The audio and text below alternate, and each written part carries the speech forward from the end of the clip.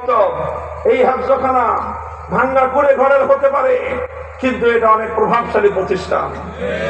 কথা বলেন ঠিক না বেঠিক?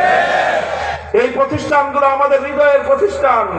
এই প্রতিষ্ঠানগুলো কোরআনের তেলাওয়াত শিক্ষার এই প্রতিষ্ঠানগুলো, এটা জাতির রক্ষা কবচ। এটা শুধু জাতির রক্ষা কবচ না, এটা স্বাধীনতার স্তম্ভ।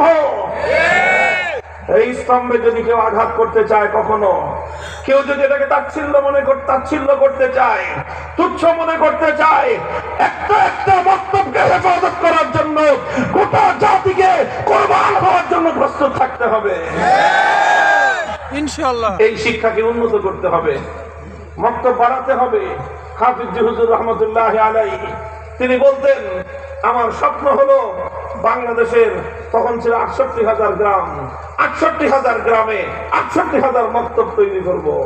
প্রতিটি গ্রামে গ্রামে, এখন গ্রাম বেড়েছে, পাড়া বেড়েছে, মহল্লায় বেড়েছে।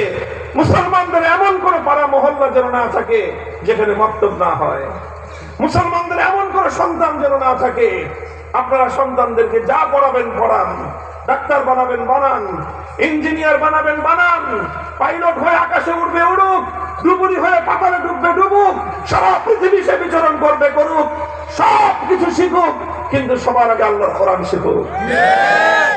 এটাই হোক মুসলমানদের স্বপ্ন, এটাই হলো মুসলমানদের প্রতিজ্ঞা।